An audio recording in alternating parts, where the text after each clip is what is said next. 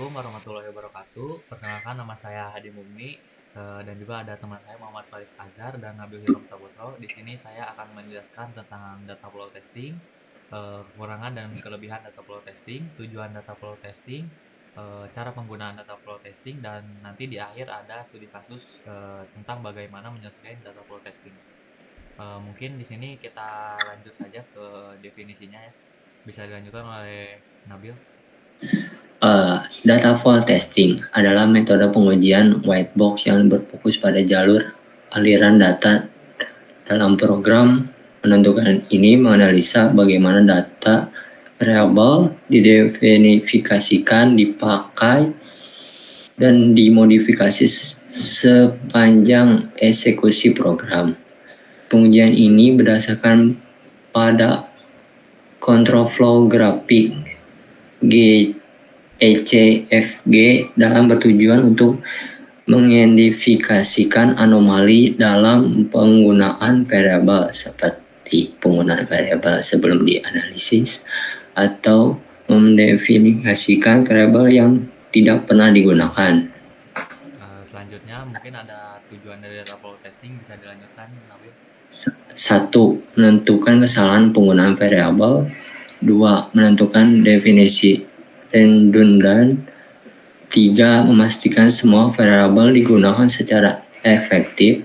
4. Mengidentifikasikan variabel yang tidak digunakan untuk unsur variabel.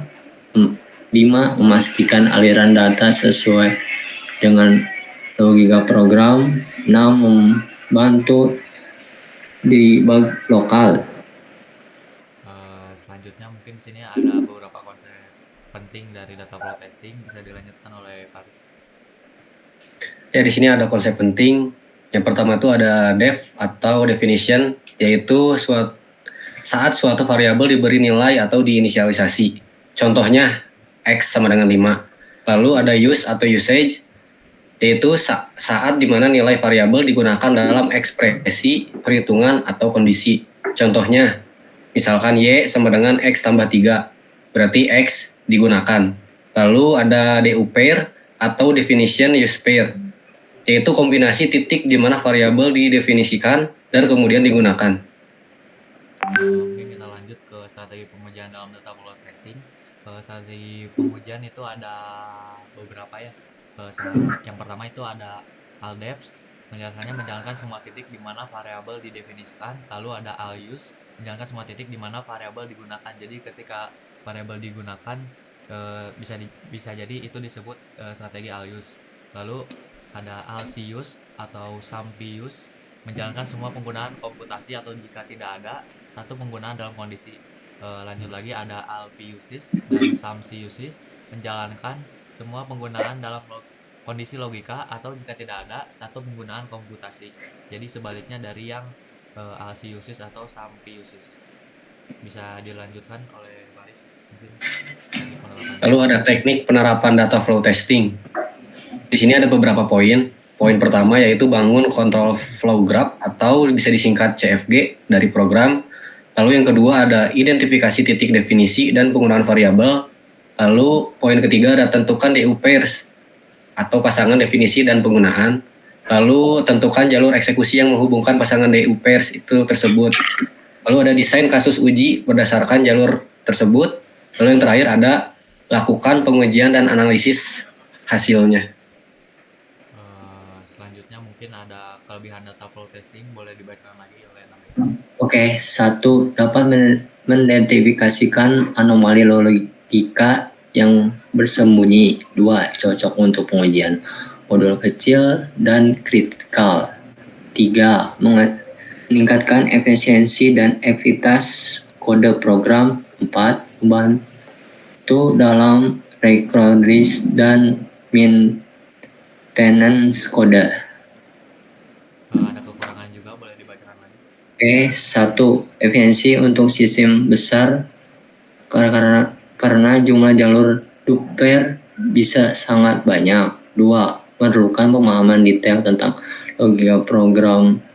3. Membuat CFG dan duper kompleks pada program dengan banyak cabang dan loop. Selanjutnya mungkin di sini ada contoh studi kasus terkait data flow testing. Mungkin di sini saya bacakan. Studi kasus ini berupa kode program mungkin ya, yang dimana kode program ini isinya itu menentukan mahasiswa mana yang lulus dan tidak lulus. Jadi dimana ketika mahasiswa mendapat nilai lebih dari 60, mahasiswa itu dinyatakan lulus. Selain lebih dari 60, mahasiswa itu dinyatakan tidak lulus. Mungkin saya bacakan dari mulai baris pertama, yaitu ada start, yaitu def validasi nilai. Lalu baris kedua itu ada variabel status. Ini yang akan kita tes mungkin nantinya, karena data flow testing itu menguji sebuah variabel. 3 ini ada baris kosong. Lalu lanjut ke baris dimana mulai ada percabangan mungkin ya, ini if, jika. Mungkin kelima ada status jika if ini terpenuhi. Lalu ada else, dan baris ketujuh ini jika status tidak terpenuhi mungkin akan masuk ke baris ketujuh. Lalu ada baris ke-8. Lalu baris ke-9 ini berisi tentang output di mana status mahasiswa itu tercetak gitu. Misalnya status mahasiswa, variabel status ini terisi dengan lulus, maka di sini pun lulus. Nah, ini ada kontrol programnya. Kita serap dari baris 1, lalu baris kedua ada variabelnya. Baris 4 ini ada if nilai lebih dari 60 atau bisa masuk ke percabangan mungkin dari sini. Lalu jika benar, kita masuk ke baris kelima, yaitu jika nilai lebih dari 60 maka kita masuk baris kelima, yaitu lulus. Dan jika tidak lebih dari 60 maka kita masuknya ke baris ketujuh, yaitu tidak lulus. Dan di akhir kita akan mencetak status mahasiswa yang sudah di cek melalui if di sini.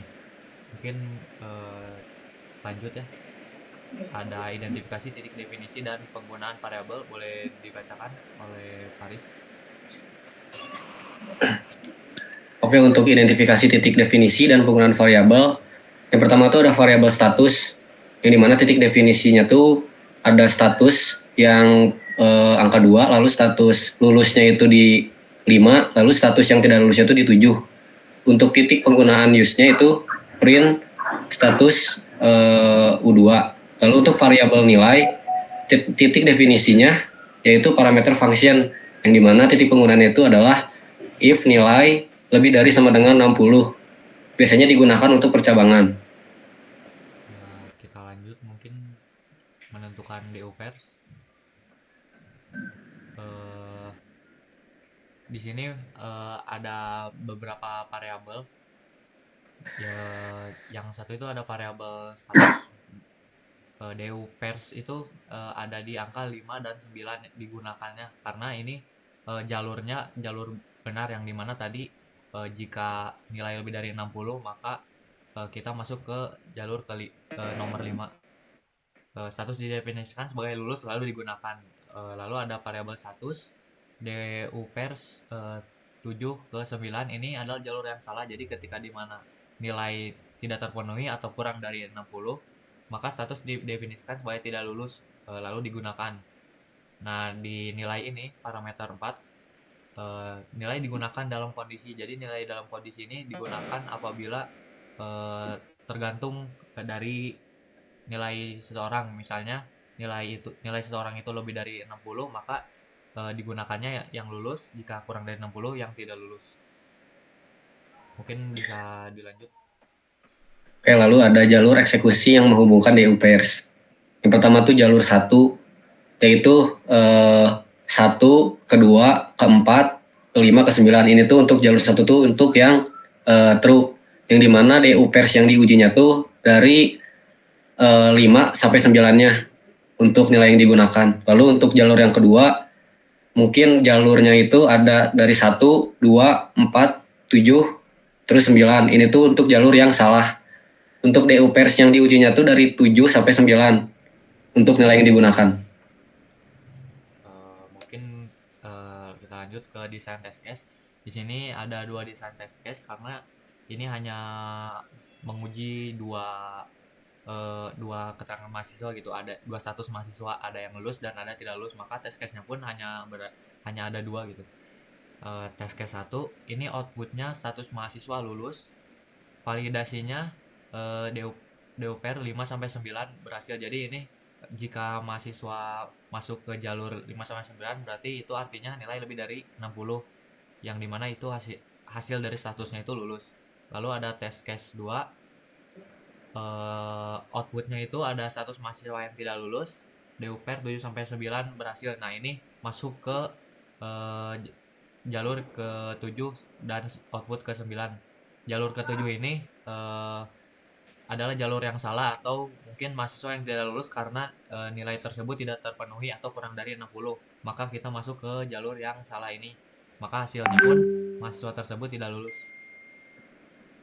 Nah, mungkin cukup sekian dari apa yang kami jelaskan tentang data flow testing. Mohon maaf bila ada kekurangan. Assalamualaikum warahmatullahi wabarakatuh. Waalaikumsalam.